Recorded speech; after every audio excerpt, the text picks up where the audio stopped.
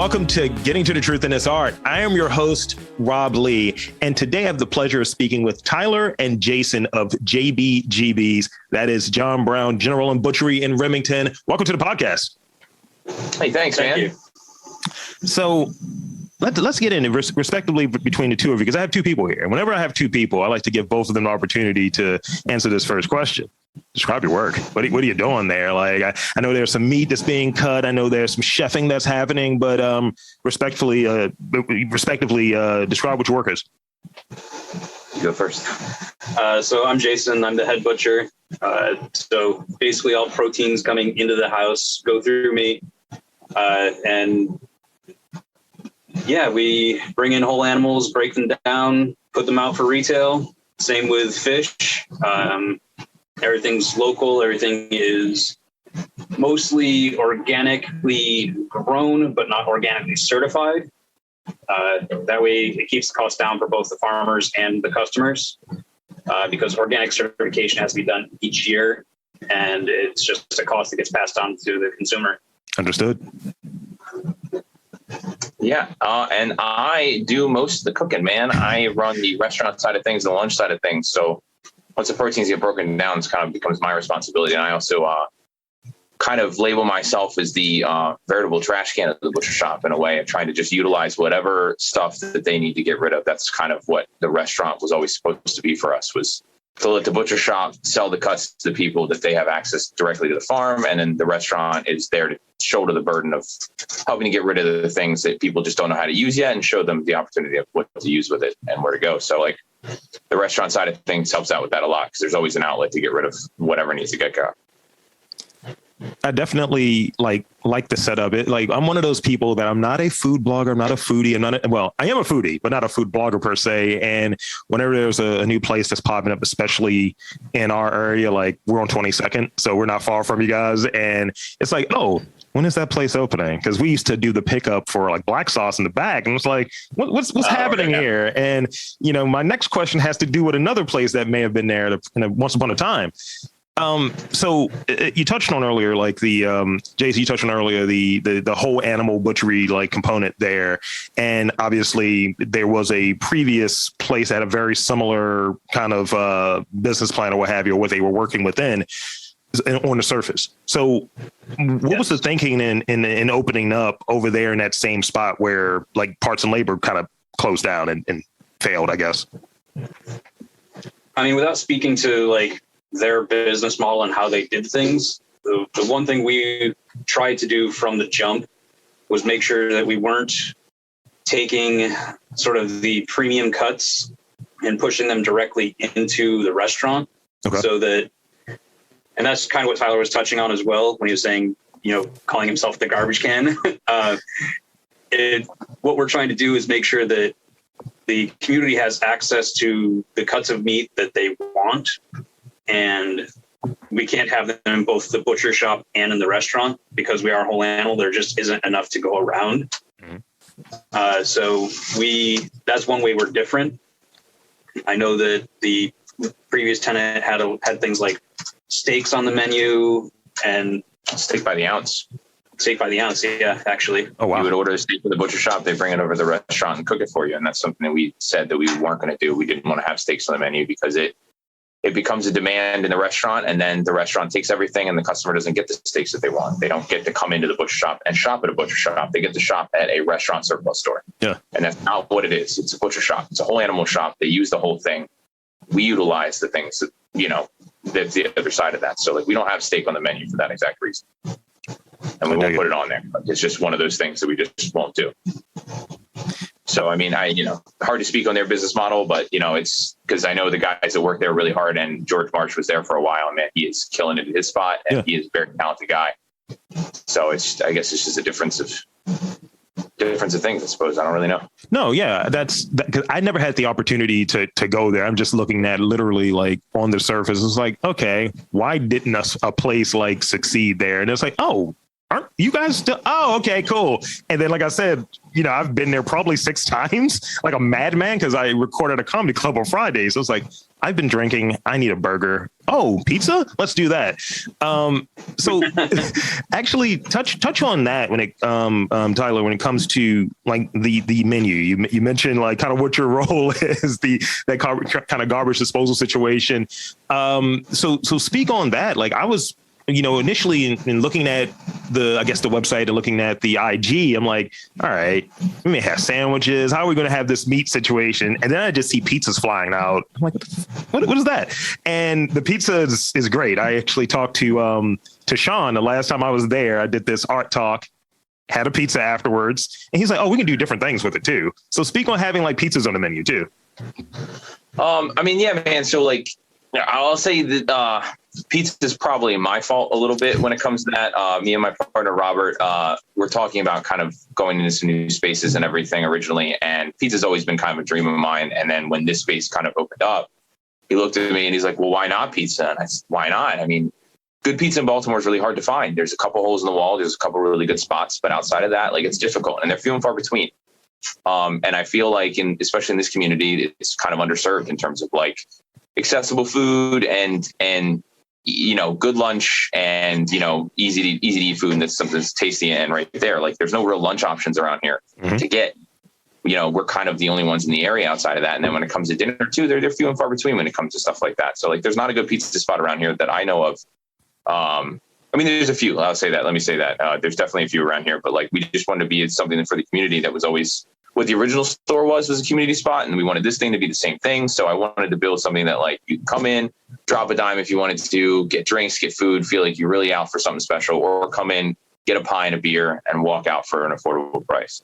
And kind of like jumping off of that, one of the things that, because like I said, foodie, but I'm an unofficial food. I'll just call it that. One of the things that I have trouble finding sometimes is kind of that same notion around like, maybe you can find good pizza. I'm kind of feeling that way about dessert. And, we have this debate around the household about who has really good dessert. And I was like, no, our guys do. That's what you guys are called now. Our guys. I was like, they do. And we go up there and we get a couple of things. And she's like, all right, this is good. This is good. They're still, under probation right now, but this is good. So talk about that, like having or committing to adding like really good desserts to the menu and having that kind of seasonal flair. Because I know it's, I remember I spoke to someone about who's doing the desserts there, but adding them to the menu. Speak on that a bit.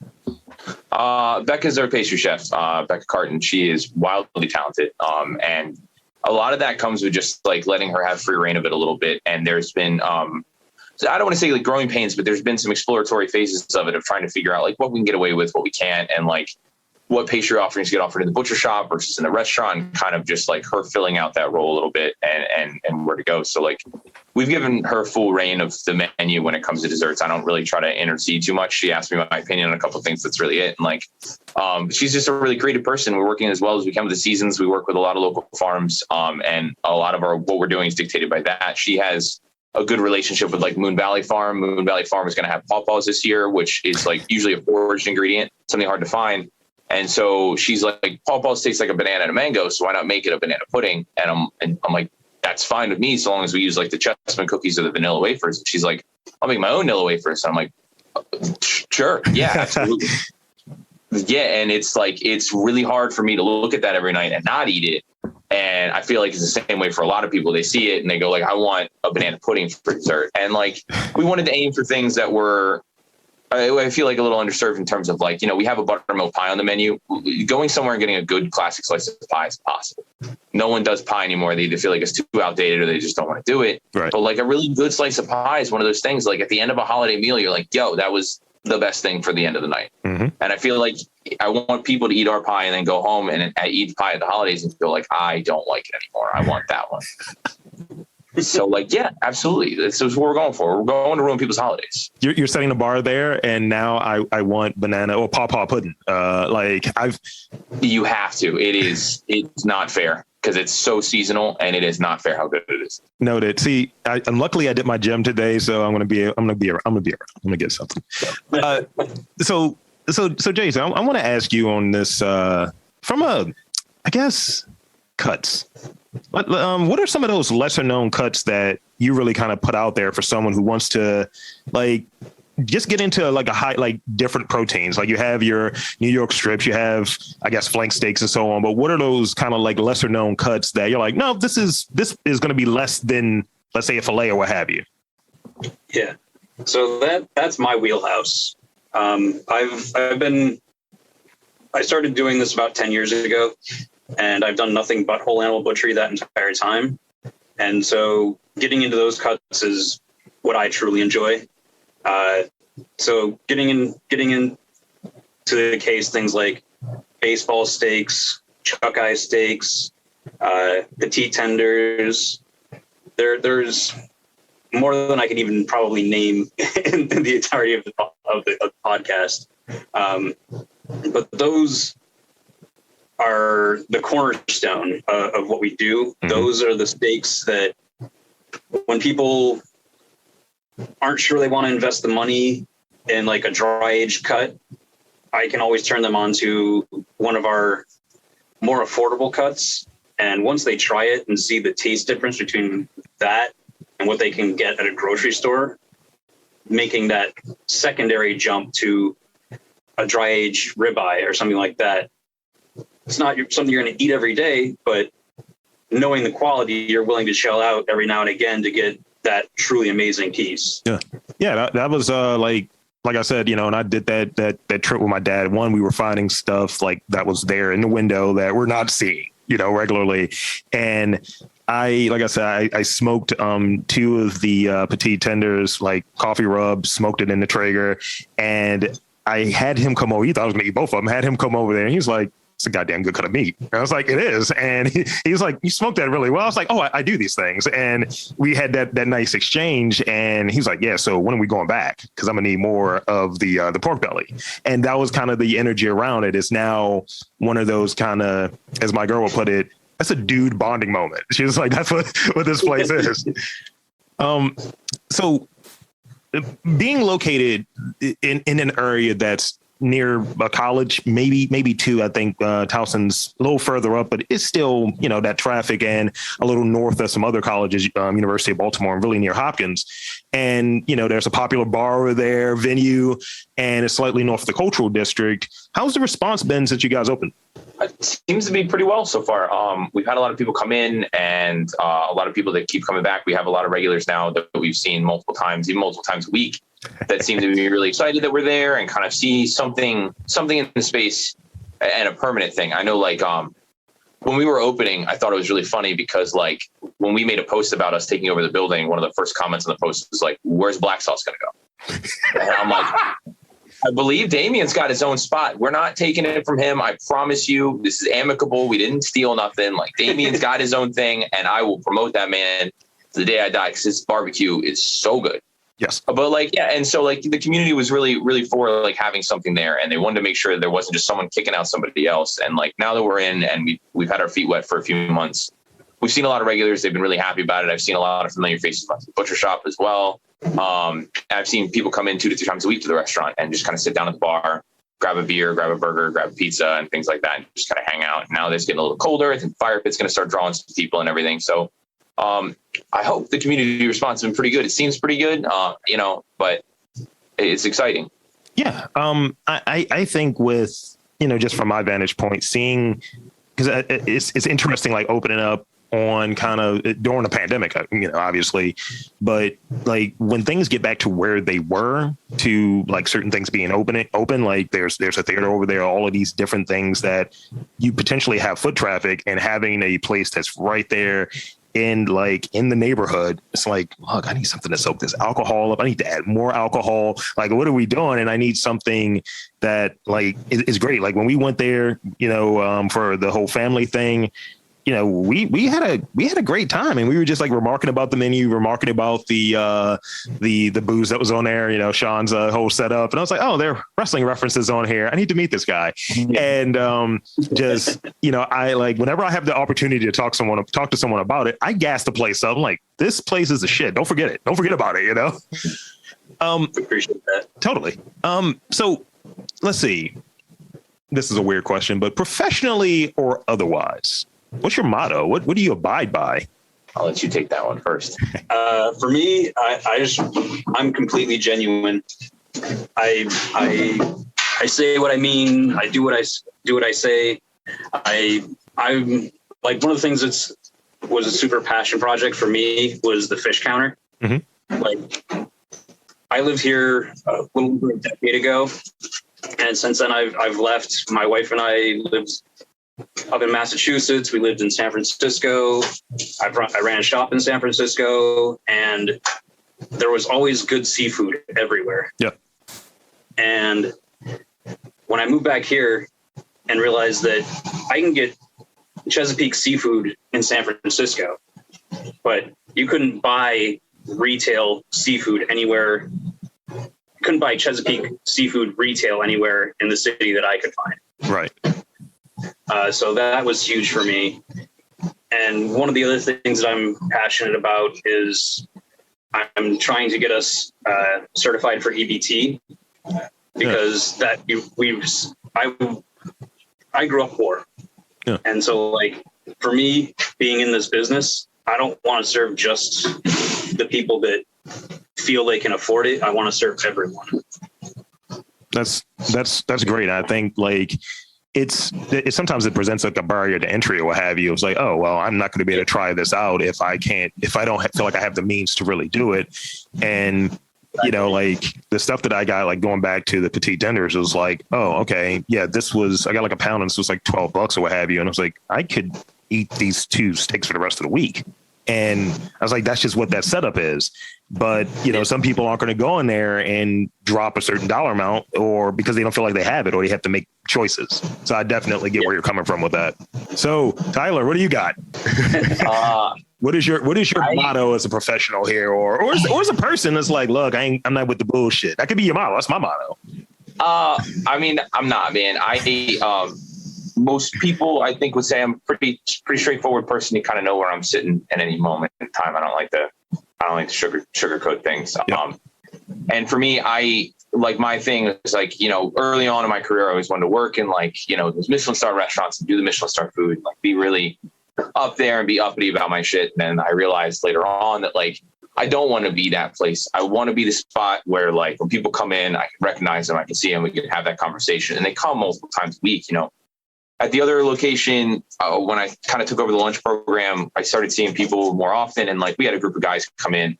I won't lie to you, probably kept the lights on more often than not.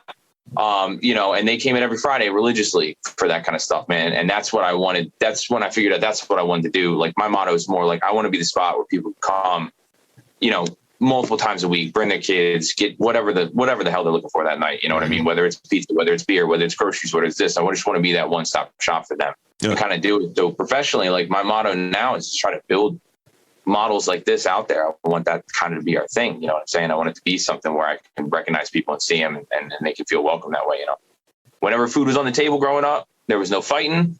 So I like to have food on the table because that was mom's rule. Like, if there's food there, you weren't allowed to scrap with nobody. You weren't allowed to have beef with nobody. Like, and if you started some shit, my mom would come down, and she's about 5'3".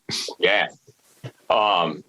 No holds barred. So, like, I like to have that same mentality, man. I want to have, like, food on the table, no bullshit. Just, you know, let it go that way. I dig it. So I got 2 more questions here, because I know both of you are busy, like Jason's slaughtering animals. And so aside from your work, what are your creative interests outside of just running a really dope spot? What are your interests outside of your normal day to day? The majority of my college training was as a sculptor. So I still like to play around with that. I like building things. I like fixing things, making things. And besides that, I like being outside. Whatever's going on, I enjoy the outdoors. I could dig it. Yeah. For me, man, I mean, I'm not the only one in the room. I have 2 daughters at home. Jason has 1. So, like, anytime I'm not in this building, my time is demanded in full. You are not allowed to be doing the things you want to do. You got to do daughter stuff. So, you know, I hang out with them. Like, we go to the park, man, go out to, like, a nature center that's by my house and, like, run around up and down there. We take the dogs out to the park. They just went to, like, a carnival this past weekend, got a lizard. So now I'm a lizard caretaker as well. So that's fun.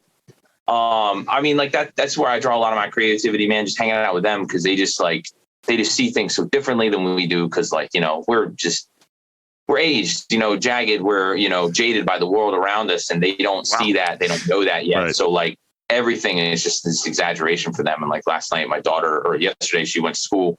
And they said, you know, like, what do you want to do when you grow up? She drew this like really green and purple pizza for her picture and tried to spell pizza with P, a 3 and 2 M's. And like stuff like that. I just like, that's where I kind of draw a lot of my inspirations. It's just, you know, it's just really driving for stuff like that, man. So you've now become also a lizard daddy. So I dig it. Yeah. A lizard daddy. I got 3 dogs. I got 2 kids, man. I got a full house. I mean, all I have time to do is podcast because I have nothing other than a girlfriend. That's about it. It's like no kids, a household, maybe a cat. I mean, him on bad terms. It's weird. It's political. So this is a morbid question, and this will be the one that I'll wrap up on. What would be your last meal? Yeah. Yeah. So when I just snuck in there a moment ago. Yeah. Feel free to take your time. What's the crime though? What did I do? See, in the future, insider trading, right, leads to no. Insider trading? Okay. I don't want to go too dark because I can go dark. I'm gonna be completely. I'm gonna pull the whole chef game plan. Okay. I'm just gonna say a perfectly roasted chicken. Okay. Like roasted vegetables, potatoes, the whole 9. That sounds good. Really nasty cheesesteak. Really? Oh yeah, real nasty cheesesteak, the whole 9. As many toppings on there as you can physically fit. Yeah. Make it get gross. I like that. But you don't have to, because you're not going to feel it the next day. You know what I mean? Like if it's your last meal, then tomorrow doesn't count. I don't have to worry about what it does. I like that. That's actually very similar to my answer. It's like, look, how many beans can we get into this dish? Like because tomorrow's not coming. So like, let it happen. It's just like supreme nachos, 7-layer dip, guacamole. Let's get it. Sour cream. Let's go.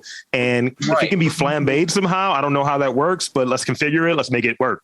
Right. And whoever's going to toast you is going to have to deal with the aftermath. So good on them. Yeah. It's like I'm some type of human Twinkie.